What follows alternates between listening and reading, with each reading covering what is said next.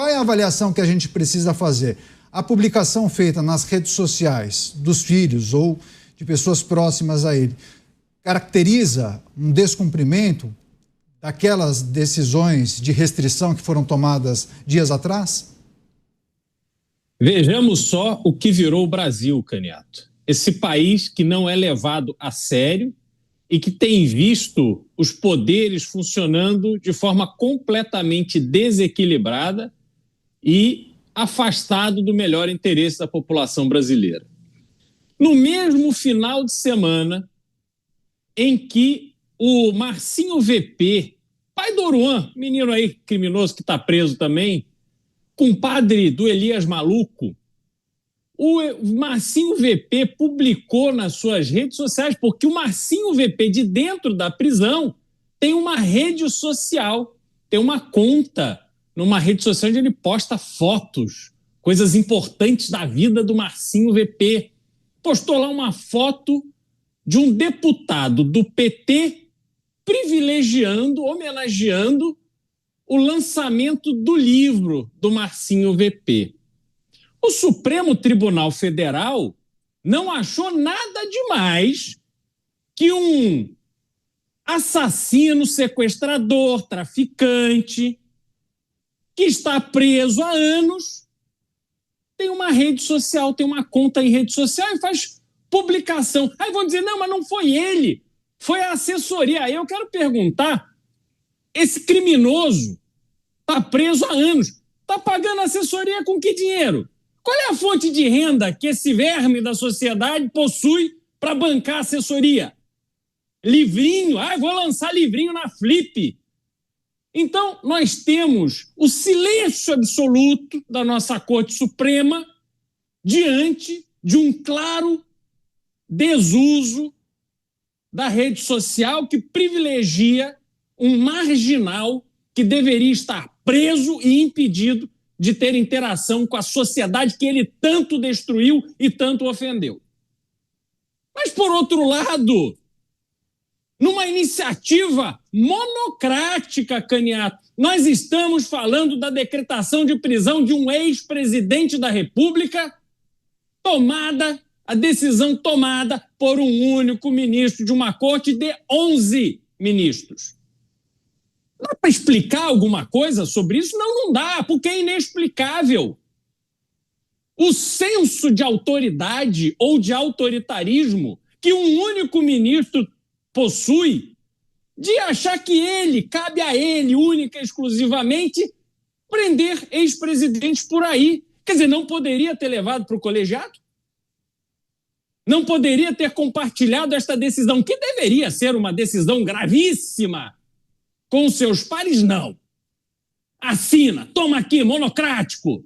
Eu prendo, eu solto, eu faço o que quero, porque estou acima de tudo e de todos e tudo acima da lei.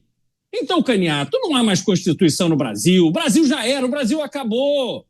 E eles não estão se dando conta que hoje estão mandando prender. Amanhã nós não sabemos, mas talvez outros mandem ele prender e assim nós vamos viver. Manda quem pode, prende quem pode, obedece quem tem juízo. Quem não tem juízo vai em cana, mas amanhã sai de cana e prende os outros. Então, uma esculhambação absoluta que nós estamos vendo acontecer no Brasil hoje.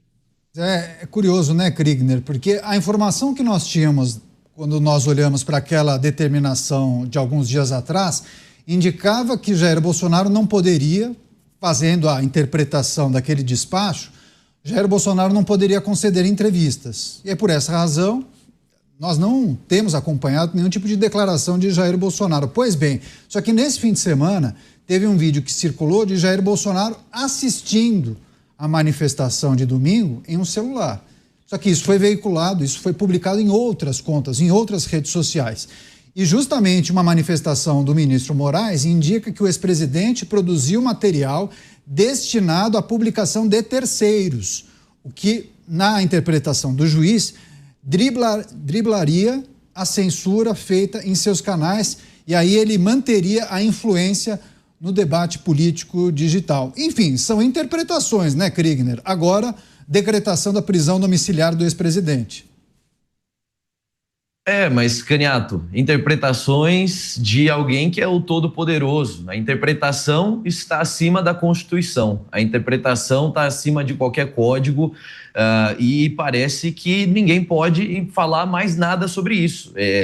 Alguém tem dúvida de que o ministro age de maneira enviesada? Alguém tem dúvida de que a condução desse processo é politizada, não é meramente jurídica, não é visando e preservando as leis do Brasil, não é visando o ordenamento jurídico, o respeito ao ordenamento jurídico? Alguém ainda nesse país tem dúvida? Essa é a pergunta que eu fico. Assim, para mim, existem aqueles que prezam pelo Brasil e prezam pelo respeito à Constituição e prezam pelas nossas leis e se indignam com uma atitude como essa, e existem aqueles que não prezam por nada disso e que se satisfazem. Olha, é meu inimigo político, então tá tudo bem. Quando é com o meu inimigo político, tudo bem passar em cima da Constituição, passar por cima dos processos, passar por cima do bom senso, passar por cima de todas as outras coisas que têm sido preservadas pelo Judiciário do Brasil nos últimos anos, mas que agora parece que foram por água abaixo, completamente, né? Então, e como o Beraldo muito bem colocou aqui, não se alegre se você está celebrando isso só porque é contra o seu opositor, o político opositor, saiba que um dia isso vai bater na sua porta também. Quando a tirania, ela não se limita somente a um partido ou a um viés ideológico. A gente pode perguntar aqui qual é o viés ideológico do ministro. É difícil de colocar dentro de talvez ali dentro de uma caixinha ideológica. Agora, tiranos não se limitam a caixinhas ideológicas. Tiranos se comportam como querem, quando querem e da maneira como bem entendem, e vão atrás de todas as pessoas que tentam, de alguma maneira, ou que representam uma ameaça à sua tirania. É assim que a tirania funciona. Se nós continuarmos dando espaço para esse tipo de coisa, é lá que nós vamos terminar. A gente fala, e foi usado tanto o exemplo da Venezuela, que parece que ficou banalizado, mas é tão real quando você pega a história de verdade do que foi sendo feito por lá, outros países também, como é que se transformaram em verdadeiros buracos onde a tirania reina e só quem prospera são os amigos do rei e todos os outros são oprimidos por esse agente estatal. Nós estamos chegando perto disso, Caniato, essa é a realidade. Em alguns setores nós já estamos lá, mas em outros setores nós estamos chegando perto disso. Então, essa decisão, eu acredito que tem mais a ver com o vídeo postado pelo próprio filho, né, o Flávio Bolsonaro, que fez um vídeo, uma transmissão com o pai ali durante a manifestação do Rio de Janeiro. E aí pegou isso e depois retirou. Agora, ele não pode produzir conteúdos para as redes sociais. Ali não era uma produção de um conteúdo. Ele poderia se manifestar publicamente. Ele estava se manifestando. Então, não faz sentido. Agora, a interpretação de um vai reinar sobre a interpretação não só dos outros 10, mas de todos os outros. Não adianta a Ordem dos Advogados do Brasil falarem alguma coisa, porque eles já falaram em algumas instâncias e foram simplesmente ignorados.